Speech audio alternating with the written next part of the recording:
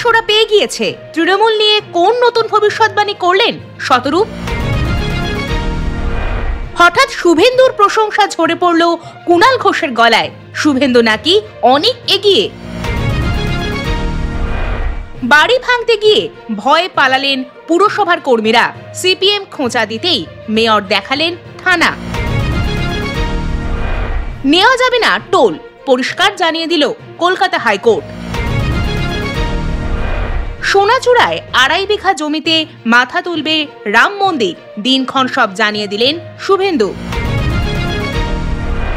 সঞ্জয়ের ফাঁসি সুনিশ্চিত করতে এবার হাইকোর্টে অসন্তুষ্ট সিবিআই। চলুন বিস্তারিত জেনে নেওয়া যাক। আভাস ওরা পেয়ে গিয়েছে। তৃণমূল নিয়ে কোন নতুন ভবিষ্যৎবাণী করলেন শতরূপ? দলের রদবদল নিজে করবেন মমতা। সূত্রের খবর, মমতা ইতিমধ্যে নিজেই সে কথা জানিয়েছেন। সাফ বলেছেন, সংগঠন আমিই দেখব, আমি চেয়ারপারসন, আমি 10 বছর দল চালাবো। পূর্ব মেদিনীপুরে কাঁথি সমবায় সমিতির বৈঠকে এমন বার্তাও দিয়ে ফেলেছেন। নবীন প্রবীণ কাঁটা বিগত অস্বস্তির কারণ হয়েছে রাজ্যের শাসক দলের। প্রকাশ্যেই মুখ খুলতে দেখা গিয়েছে একাধিক তাবর নেতাদের। কিছুদিন আগেই দলে ব্যাপক রদবদলের ইঙ্গিত দিয়েছিলেন দলের second in command Abhishek Bandyopadhyay. কিন্তু তা কবে বাস্তবায়িত হবে তা নিয়ে চাপানুতোর ছিলই। শেষ পর্যন্ত তা বড় খবরটা এদিন দিয়েই দিয়েছেন তৃণমূল সুপ্রিমো মমতা বন্দ্যোপাধ্যায় নিজেই। সূত্রের খবর, মালদহ ও মুর্শিদাবাদের রুদ্ধদ্বার বৈঠকে তৃণমূল সুপ্রিমো বলেছেন, ফেব্রুয়ারিতে সরস্বতী পুজো মিটলেই এই রদবদল হবে। কিন্তু খোঁচা দিতে ছাড়ছে না বিরোধীরা। হঠাৎ শুভেন্দুর প্রশংসা ঝরে পড়ল কুণাল ঘোষের গলায়। শুভেন্দু নাকি অনেক এগিয়ে। এর আগে বিজেপি নেতা দিলীপ ঘোষের প্রশংসা করতে শোনা গিয়েছে কুণাল ঘোষকে। তবে তৃণমূল নেতার গলায় শুভেন্দু অধিকারীর প্রশংসা সাম্প্রতিককালে নজিরবিহীন বলা যেতে পারে। বিজেপি তৃণমূলের বিরোধী দল হলেও সব থেকে বড় বিরোধী নেতা বোধহয় শুভেন্দু অধিকারী। সেই 2021 সাল থেকে কথায় কথায় শুভেন্দুকে আক্রমণ করতে শোনা গিয়েছে তৃণমূলের প্রায় সব স্তরের নেতা নেত্রীকে।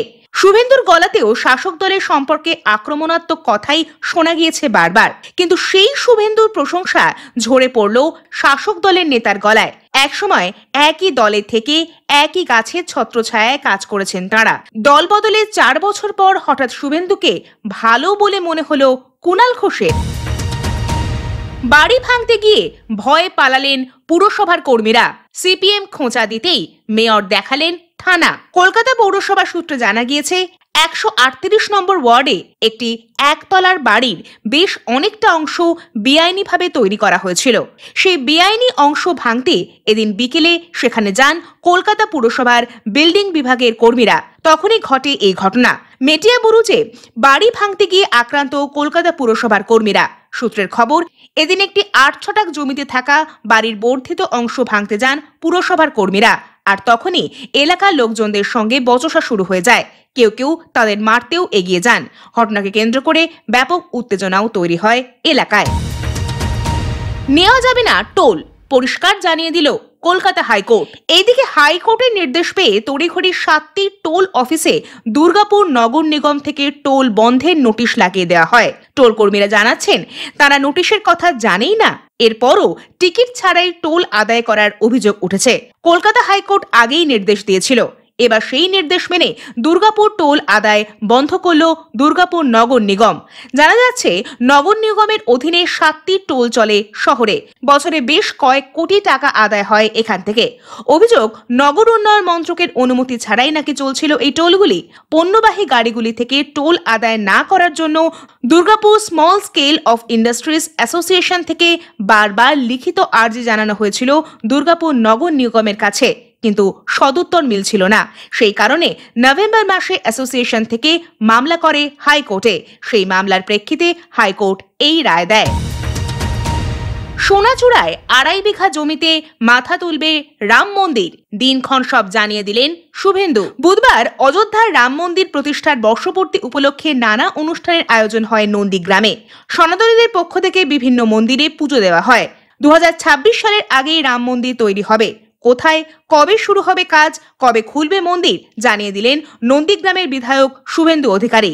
দীঘায় জগন্নাথ মন্দির খোলার পরই নন্দীগ্রামের রাম মন্দির তৈরির কথা ঘোষণা করলেন তিনি। সঞ্জয়ের ফাঁসি সুনিশ্চিত করতে এবার হাইকোর্টে অসন্তুষ্ট সিবিআই। সোমবার বিচারক সাজা ঘোষণার আগেই সিবিআই এর আইনজীবী সঞ্জয়কে মৃত্যুদণ্ড দেওয়ার জন্য সওয়াল করেন, কিন্তু বিচারক সঞ্জয়কে আমৃত্যু কারাদণ্ড দেন। এমনকি তিলোত্তমা কাণ্ড বিরলের মধ্যে বিরলতম নয় বলেও তিনি মন্তব্য করেন। মৃত্যুদণ্ড নয়, আমৃত্যু কারাদণ্ড। আরজি কর কাণ্ডে দোষী সাব্যস্ত সঞ্জয় রায়ের এই সাজায় সন্তুষ্ট নয় সিবিআই। সূত্রের খবর, শিয়ালদহ আদালতের রায়ের বিরুদ্ধে কলকাতা হাইকোর্টের দ্বারস্থ হতে চলেছে কেন্দ্রীয় গোয়েন্দা সংস্থা। হাইকোর্টে সঞ্জয়ের ফাঁসির সাজার আবেদন জানাবে তারা। আজকের খবর এই পর্যন্তই। সকলকে ধন্যবাদ এতক্ষণ আমাদের সঙ্গে থাকার জন্য।